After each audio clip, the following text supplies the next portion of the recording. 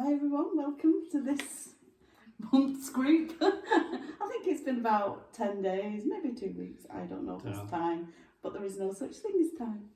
Anyway, first thing I'm going to say is our group this Sunday, yay! And it's the 8th, this Sunday of June at 7 o'clock PM, UK time, so whatever that time is for you, in the UK it's 7 PM. We'll be discussing that you are the change. So it's mainly not just about what you're feeling, it's because a lot of people we talk to, they have problems with the situation or other people, and they say, I want to change the other person. But the change we're pointing to doesn't come from force, doesn't come from saying to the person, you need to change. What we're pointing you to is you are the change. It's changing what you see of them and not focusing on what you don't like about them.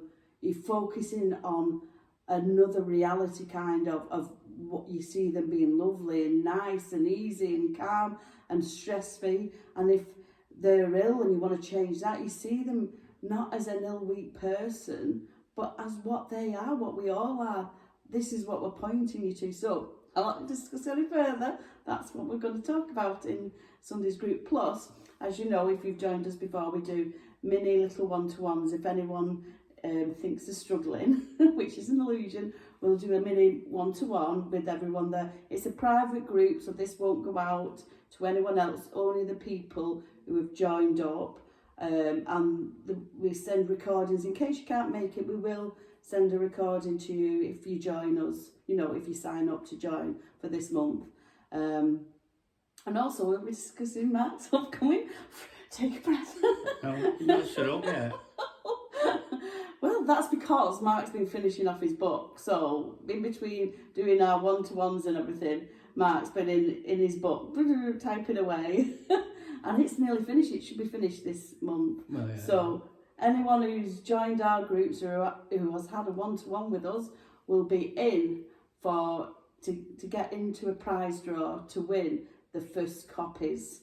So there's going to be first editions and there'll only be so many. Matt says, oh, you're going on too much about this. But anyway, we'll discuss that again in the group on Sunday. So while I take a breath, is there anything you want to add? I've said it all.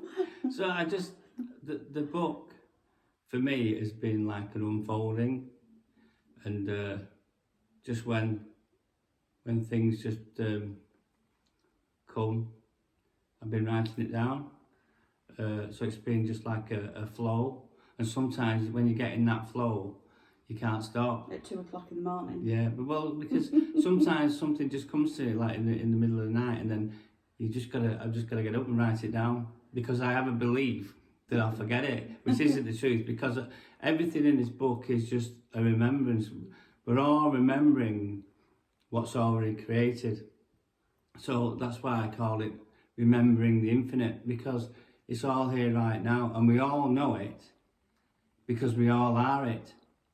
And hopefully when people see the book, it's for them to remember what they already are.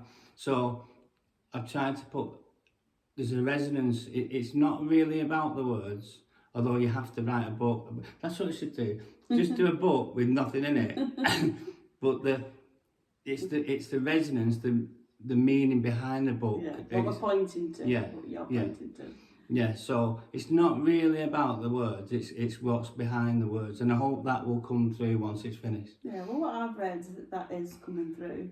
Yeah. Yeah, with the help of me changing some little things. No, I'm joking. But I've tried to do it as well. I've tried to do it from sort of like different outlooks. So some of it's sort of like information, and other is like poems, and so that gets for every single person there's different ways to, because what we're trying to do in these is to bypass the personal thinking and get behind what's before the thoughts and what's before the person mind. Yeah. So sometimes you can be reading something else and it might hit with like a poem or something like that. So so just to confuse the mind. not to confuse, well, just to to try and get behind it, because we all know this, but these thoughts are not ours. They're the veil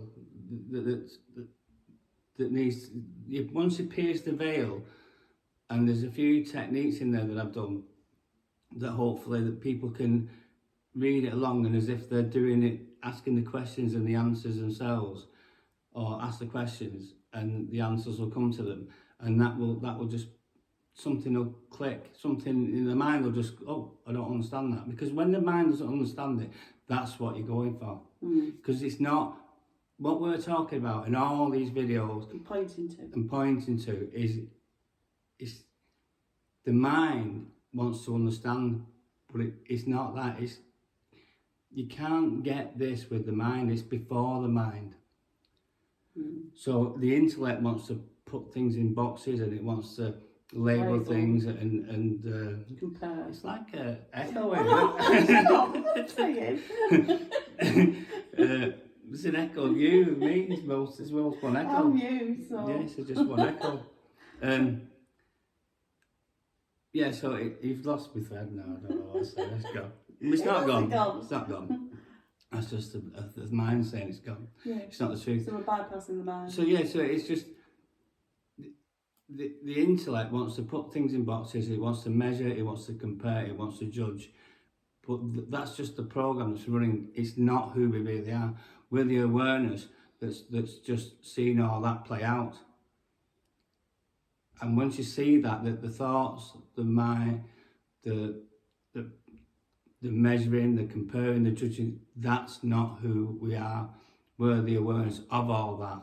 And the awareness of that is just peace, love, joy, infinite intelligence, infinite, unlimited, unconditional love. That's who we are. So that means that anything opposite of that isn't the truth. So lack, fear, judgment, worry, stress, hate, they're not the truth. Because if who we are is unlimited, unconditional love, and that's the only thing truly are, that's what the universe is made of, that's what source is made of, how can anything else exist? It can't. You just experience. You just experience it, because you buy into it, and because you're the sovereign being, you're the infinite being, the only power there is. When you say something is with belief, you'll experience it, but it's not the truth. Yeah, and even in our everyday life, as we were going back from Tenerife to the UK, Mark has so many clothes, so much stuff that I we like were how you're saying me. So I'd already paid for one large case. I thought, I'm not paying for any more. It's just ridiculous. What was ridiculous is how much luggage we had. It was like... When you got a trolley, you couldn't see us behind it. So like I said to Matt, put this backpack under, and then I'll just put this jacket on you. I look like I had a hunchback. And Matt said, do you think we're going to get through this and just have only paid for one? I said, well, yeah, because that's what I've said. So you can live in your illusion of paying, or you can come in mine, of which it's going to be fine. And then... we actually did, and more than did we get through, but you tell the story better. Well, no, we were going to queue up, and then this man, Spanish man, came over and he said, oh, follow me. And at first the little thing was, eek. And I thought, no, it's all fine. And he took us right to the front of the desk. We bypassed everyone else queuing, and I was like, another little eek. And I thought, no, forget you, little eeks. And we got to the front. He spoke in Spanish to the man behind the desk, so I don't know what he was saying. And he said, oh, yeah. And then he spoke back to us, and he said, you put your check-in luggage here, and all your other luggage, he said, you can put on here too, and all can go to check-in for free. I'm like,